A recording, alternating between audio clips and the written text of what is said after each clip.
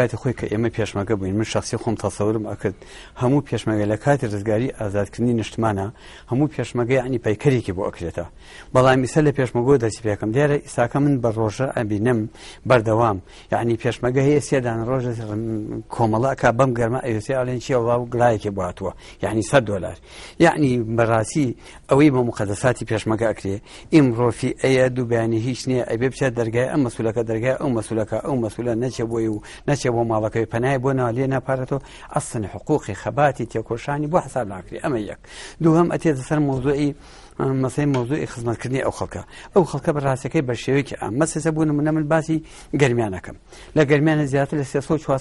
شوارصد دي السياسة 50 دي هي أو دي هاتانا كوتيهن لا تشيش ورجي حركة كردي بوها أو أن ماذا المقروتي الفرم من تحداء كان با كاملية بشي يقدي لكردستان أو ذاك رابطو غير كلاو كان ما بيت أما دو أتينا صار موضوعي كم أندام أو بيش مغاني بيش مغاني سنگرن كم أندامي سنگرن برون بذات شيئا لكن بنزكتين روجانا كتونا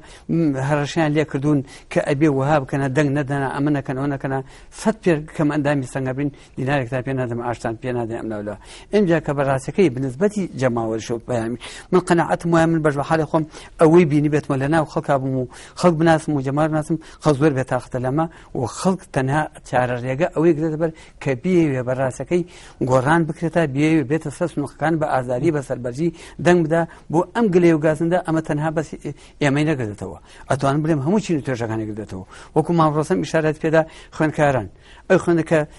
جنجك زان كت هوا وكاتا دوا شان صار بديان ما نقدرن وسرما وصولو بفلو أمو يسدا إم جاتا إنك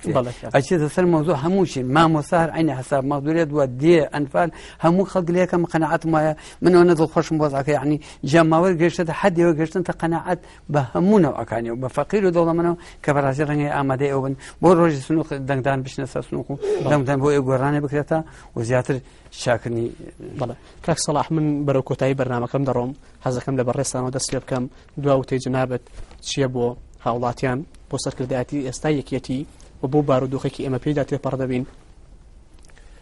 والله من دواوتان بوسر كرداتي شيتي او يقب اخوانا بسنوا هقا اوانيك اخويا مدل صوز زارن لو زياتر مجال لدن او حزبا برو داتا بين بروا سكو حزبي تيكو شران بو وحزبي همومان بو حقنية مجموعية كأجان لدنيا نبو إسا تصلاتي عم بسرسر كرداتي شيتيا قرتوا وهيش شي لاق نبون أو أنا تحكم بمصير شيتي بكن ودعواشم لجماهير خلق كردستان أويا كدن بان بحق رجع حق بدوز نوا فرقي أو بكن شيء حق شيء لسر حقه وشيء لسر نحقه بشتري له بكن كاقاوات خلق كردستان وهج ده صالة أم دەسەڵاتی تاقی کردوتەوە پاش ئەم هەموو گەندەڵی و ناعەدالەتی و زوڵم و نەبوونی دیموکراسیەت و بێشەفافیەتی و چی 18 ساڵە ئەمەی تاقی کردوتەوە کاتی ئەوە هاتووە قەرارێک بە لەسەر دووڕیانێکە لەم دووڕیانەیە یا ئەوە تا لەسەر ئەم 18 ساڵە بەردەوامە بێ 4 ساڵی تریایەت هەیە ئەوە تا بێ بیگۆڕێت تەمان بەڕێی منە بێ بیگۆڕێت و ئەبێ بیگۆڕێت دەنگیش با بەلستی گۆڕان بۆی ئەمە هەوڵبین سیستەمی سیاسی ئەم وڵاتە بگۆڕین و دەستا و دەستی دەسەڵاتی تیا بێ ئەم احتیکارکردنی دەسەڵات و ئەرز و بەشەر و سەروەتی سەر ئەرز و من ئەرزە تەواو بێت حیزبێک سەرکەوت ئەوی کە معارەزا بێ وەکو وڵاتانی پێشکەوت وەکو ئەمریکا وەکو ئەوروپا وابان لێ بێ گرنگیشە ئێمە هەمومان ئەوە بزانیت ینی هەموو بیلەتەکەش ئەوە بزانێ ئەم هەڵوێستەی ئێمە لەسەر ئەو ناعەدالەتی و زوڵم و زۆر و ناحەقیە کە بەرامبەر بە خەڵک کراوە لەسەر بربردنی بودجێ لەسەر نەبوونی شەفافێتە لەسەر نەبوونی لوجەی نەزاهەیە لەبەر چییە ئێمە پەرلەمانێکمان هەیە ئەوە 7 ساڵ عمرێتی تا ئێستا نەیتوانیوە بە وەزیرێک بەری چاوەکەلی پێوێتی ئەوە 2 ساڵە پەرلەمانی عێراق سەرخۆی ئەمە 18 وازم وزیر بابا محکمة چند هفته هشتم جر عامی ها با محکمة بس 2000 ناوخوی عراق 35 هزار کارمند سرگنداری در کرده کاتی واتو مش سیستمک بینین با طریقه ببینین و اوج بواکرت و ملتک استا او هل تاريخك هاتوا كامل 25 حوت انتخاباته دنگ بابا گوران بو اوی ام ظلم زورنا عدالتي دوا كوتوية ثوابي بله ما رستم شي ما فدله والله من اليوم بهم من قرام كين وقرانك حقيقي كين وخمان لعدالتي ونا حقي نجات بدين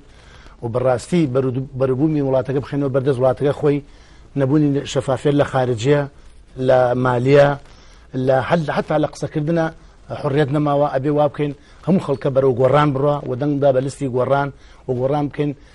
بە ئەساس بۆ خۆمان و حکوومەتەکەمان و پەرلەمانەکەم بکەین بە حکوومەتی مؤسسات قانون یاسا سەروەری هەموو لایەک بێ نەک حیزب قۆرخی کا و ئەوەی بکە داوام لە هەموو گەنجان و شەهیدان و کەمەندام و خەڵکی ئاوارە و ئەنفال و هەموو هەیە کە وڵاتەکە بەرەو گۆڕان ئەڕۆ ئەمەش بیگۆڕین کەس گوێ نەداتە هەڕەشە و گوڕەشە و دەمانچە تەوزیعکردن و وەنەوشە تەوزیعکردن و ئەوانە وەزع ناگۆڕ ئیلا بێ بەدەستە ڕەنگیرەکان و قەڵەمەکان بشنە سەر سنووقی دەنگدان کەس دەماڵەدانە نیشێ دەنگ بدەن بە حەق و بە گۆڕان. بەڵێ کاک عادلشکوور بەڵێ دیارە من شەر بە ئومێدی ئەوەم وە گەشتبینیش بە وەزعەکە یعنی وەکو باسم کرد پێشی ئیشاراتم پێ دیارە وەکو وتم خەڵک و جەماوەری ساکە و شێر بۆتەوە ئەوە نییە پێویست ناکە کە تۆ بشی لەگەڵ خەڵکە کۆبن بکات قەناعەتم وایە ئیسا خەڵک گەشتە مەرحەلەیەک کە حتاکو هەندێک خەڵکیش بە پەنجەی دەست بژمێرێ پارەی پێ بدریان دەماچیان تفەنگی پێ بدرێ ئەوە زانی شتێکی کاتێ بۆ کڕین و فرۆشتنی تا معاملەکردن بەو شەخصەوە ئەنا بە شێوەیەکی عام وەکو باسمە کرد خەڵک هەمووی ئامادەیە بۆ ئەوە منش ئومێدەوارم داوا ئەەکەم لە هەموو جەماوەر کە بەڕاستەکەی ئەو گلێ و گازانە بەردەوام لە هەموو کن و قۆشبن و ناو سیارە و ماڵ و مەتعەم و شوێنە گشتەکانە هەیە ئەوە بچنە سەرین بتوانن لە ڕێگەی دەنگ و چارەسەری ئەو کێشانە بکەنەوە گرفتانە. بەڵێ لەم منبەرەوە داواکەم